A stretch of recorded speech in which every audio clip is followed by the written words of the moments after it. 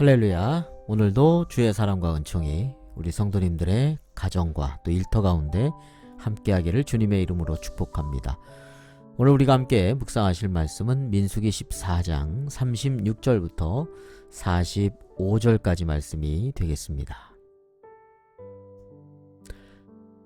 모세의 보냄을 받고 땅을 정탐하고 돌아와서 그 땅을 악평하여 온 회중이 모세를 원망하게 한 사람.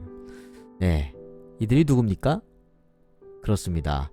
12명의 정탐꾼 가운데 여호수아와 갈렙을 제외한 10명의 사람이 바로 그들이었습니다. 자, 곧 그 땅에 대하여 악평한 자들은 여호와 앞에서 재앙으로 죽었고, 네, 이 악평한 자들, 이들은 여호와 앞에서 재앙으로 죽음을 당하는 그러한 심판을 받게 되었습니다.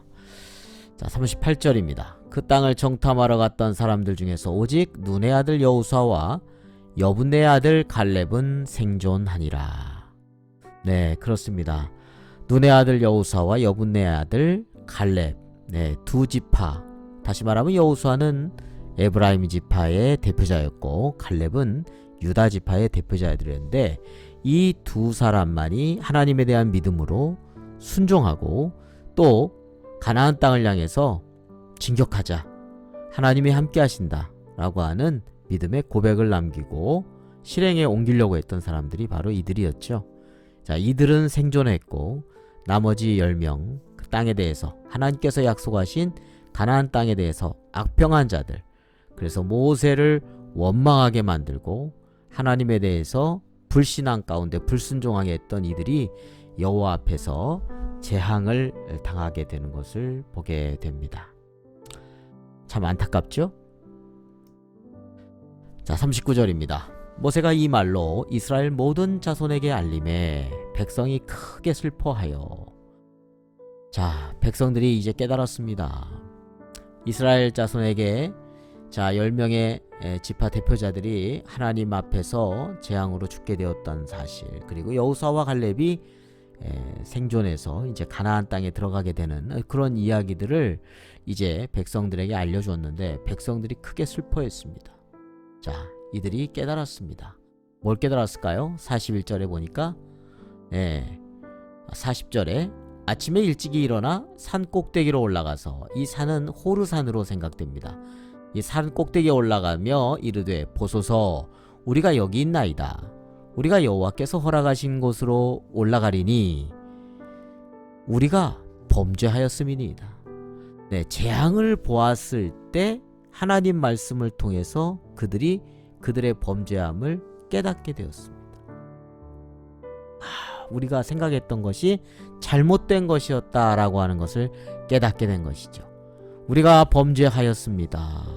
이렇게 지금 이야기하고 있는 것을 보게 됩니다. 자, 그런데요, 이렇게 다시 한번 가겠다고, 허락한 곳으로 가겠습니다, 올라가겠습니다, 그렇게 얘기하는데 모세는 이 입장에 대해서 어떻게 이야기했을까요? 41절입니다. 모세가 이르되 너희가 어찌하여 이제 여호와의 명령을 범하느냐, 이 일이 형통하지 못하리니.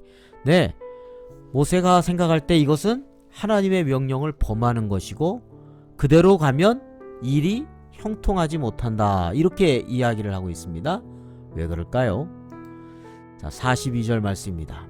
여호와께서 너희 중에 계시지 아니하니 올라가지 말라. 너희의 대적 앞에서 패할까노라. 네, 하나님께서 계시지 않는 가운데 있기 때문에 대적들, 다시 말하면 가나안의 족속이는 이제 아말렉인이나 이들에게 있어서 가서 패할 수밖에 없다는 겁니다. 조금 더 읽어볼까요? 43절입니다. 아말렉인과 가나안인이 너희 앞에 있으니 너희가 그 칼에 망하리라. 네, 칼에 망할 것이 뻔하기 때문에, 이제는 하나님이 함께 하시지 않기 때문에 그들은 결국 패하게 되는데 왜 가려고 하냐? 하나님의 뜻이 아니다, 이렇게 말씀을 전하고 있는 것이죠. 이어서 보겠습니다. 너희가 여호와를 배반하였으니 네, 하나님을 배반했습니다. 여호와께서 너희와 함께하지 아니하시리라 하나. 네, 이렇게 하나님을 배반했고 너희들이 하나님이 지금 이제 함께하시지 않는데 지금 올라간다고? 이것도 패하는 길이다. 가지 마라. 그렇게 이야기를 하고 있죠. 그럼에도 불구하고 그러나 44절입니다. 그들이 이스라엘 자손들입니다. 그래도 산꼭대기에 올라갔고 여호와의 언약궤와 모세는 진영을 떠나지 아니하였더라. 네, 그래도 불구하고 모세가 가지 말라고 했는데도 불구하고 올라갑니다. 어떤 면에서 이건 또 다른 불순종이죠. 그들의 완고한 고집입니다. 나름대로는 본인들이 생각할 때 이건 좀 늦었지만 순종하는 길이라고 생각하지만 하나님이 함께 하시지 않고 하나님의 종이 하지 말라고 했는데도 불구하고 패한다고 했는데도 불구하고 가는 것은 그들 나름대로의 그런 순종이지 진정한 순종이라고 볼 수는 없다는 것이죠. 자, 여호와의 언약궤, 하나님의 임재와 하나님의 말씀의 상징이지요. 그리고 모세는 진영을 떠나지 아니하였더라. 네, 같이 올라가지 않았습니다. 하나님의 언약궤가 움직이질 않아요. 함께하지 않는다는 뜻이죠. 45절입니다. 아말렉인과 산간지대에 거주하는 가나안인이 내려와 그들을 무찌르고 호르마까지 이르렀더라. 네, 어떻게 되었습니까? 아말렉인과 가나안인이 내려와서 정말로 패하해서 물러났고 호르마까지 이르게 되었다. 전쟁에서 이번에 어떻게 됐습니까? 졌다는 얘기입니다. 자, 오늘 말씀에서 생존과 재앙 이렇게 한번 대비해서 한번 생각해 보도록 하겠습니다. 생존한 사람들은 누굽니까? 네, 여호수아와 갈렙이죠. 여호수아와 갈렙이 생존했습니다. 반면에 10개 지파 대표들은 결국 어떻게 됐습니까? 재앙으로 죽음을 맞이하게 되었습니다. 그들이 어떻게 했기 때문에 그랬까요? 네, 하나님 앞에 원망했고 하나님의 종 모세와 아론을 원망하고 애굽에서 건져달라고 할 때는 언젠데 애굽에서 죽었더라면 또 하나님께서 광야 가운데 먹이시고 입히시고 인도해줌에도 불구하고 광야에서 죽었더라면 마치 하나님이 안 계신 것처럼 하나님에 대해서 철저하게 배제시키고 있는 것을 보게 됩니다. 그리고 한 지휘관을 세워서 모세, 아론 필요 없다는 거예요. 우리가 자체적으로 한 지휘관 세워서 애굽으로 가겠다. 하나님께서 약속하신 가나안 땅에 대한 비전은 완전히 상실되고만 그런 모습을 보여주고 있습니다. 근데 이들은 대표자들이거든요. 그래서 이스라엘 백성들을 어떤 면에서 선동을 하고 있는 것을 보게 됩니다. 선동을 하고 있는 거예요. 자, 이렇게 심지어는 여호수아와 갈렙을 돌로 쳐서 뭔가 죽이려고 하는 그런 행동까지 했고요.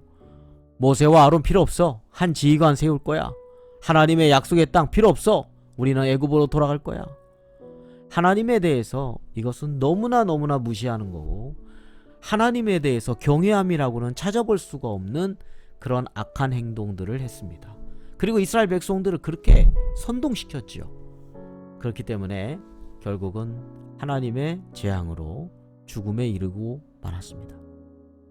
자, 이들에 대해서 여호수아와 갈렙이 이제 가나안 땅에 입성을 했죠. 나중에. 그리고 이들은 죽지 않고 생존했습니다. 그들은 이렇게 말하죠. 이스라엘 백성들에게 여호와를 거역하지 말자. 안악자손 두려워하지 말고 우리가 믿음으로 순종하며 가나안 땅으로 나아가자. 그렇게 믿음의 말을 그리고 순종의 모습을 보여줬던 여호수아와 갈렙은 이때 재앙에 죽지 않고 결국은 약속의 땅 가나안에 입성할 수 있는 그런 은혜를 받게 되었습니다.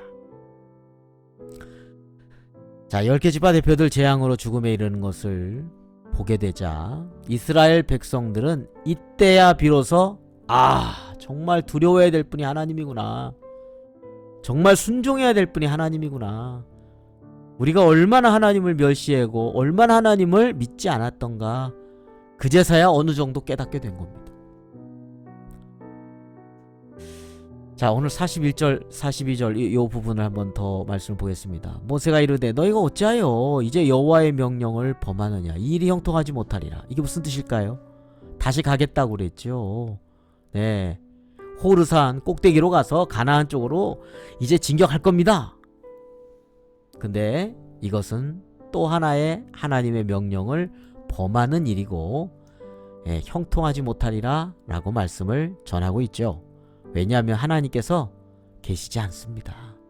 올라가봤자 대적에게 패방합니다. 칼에 망하게 된다, 이렇게 이야기를 하고 있죠. 올라가는 것이 오히려 하나님을 배반하는 겁니다. 하나님이 함께 하시지 않을 거예요. 자, 그럼에도 불구하고 계속해서 간다는 거예요. 그래서 갔어요. 그래서 어떻게 됐습니까? 호르마까지 밀려 내려왔죠. 아말렉과 가나안인에게 출애굽 이후에 첫 번째 패배를 맛보게 되었던 것이죠. 자, 우리가 중요한 게 있습니다. 우리 순종에 대해서 한번 생각해 보는 거죠. 순종. 하나님 보시기에 순종이 돼야지 자기 생각대로의 순종을 고집하는 것은 의미가 없습니다. 이건 또 다른 불순종일 뿐입니다. 이스라엘 자손들은 바로 자기 생각대로 순종을 고집하면서 올라간 거예요. 가지 말라고 했는데, 망한다고 했는데 그들은 가고 불순종했던 것이죠. 결국 어떻게 됐습니까? 출애굽 이후에 첫 번째 패배를 맛봤습니다. 애굽 군대도 이겼어요. 아말렉 군대도 이겼습니다. 패배를 맛보지 않고 하나님께서 함께 해주셔서 승리를 경험했던 이스라엘 백성들이 첫 번째 패배를 맛본 것이 바로 여기서입니다. 자, 오늘 묵상을 해봅니다. 자, 우리는 내가 생각하는 순종 가운데 살고 있지는 않는지 한번 생각해 봅니다. 자, 또 순종에 대해서 이렇게 생각해 봅니다. 어떤 큰 어려움, 지금 이스라엘 백성이 10개 지파 대표들이 하나님 앞에서 재앙으로 죽게 된 것을 보면서 그때서 깨달았거든요. 어떤 어려움의 채찍을 통해서 깨닫고 순종하려고 하는 그런 모습이 되어서는 안 된다는 겁니다. 그저 하나님 말씀하시면 가라고 하면 가고, 하나님이 멈춰라 하면 멈추고, 하나님의 말씀이 너무 좋아서 하나님의 말씀이면 순종하는 것, 사실 이게 가장 지혜로운 길입니다. 왜냐하면 세상을 다스리시는 분은 하나님이시기 때문입니다. 그리고 이 길이 가장 복된 길입니다. 우리는 이걸 잊지 말아야 한다는 것을 오늘 말씀을 통해서 깨닫게 됩니다. 우리 스스로에게 물어봅니다. 나는 하나님 보시기에 진정 순종의 삶 가운데 살고 있습니까? 내가 생각하는 순종의 삶이 아니라 하나님 보시기에 진정 순종의 삶 가운데 살고 있습니까? 네, 하나님 보시기에 순종함을 통하여서 가나안의 축복을 누리는 여호수아와 갈렙과 같은 믿음 가운데 살아가기를 주님의 이름으로 축원합니다.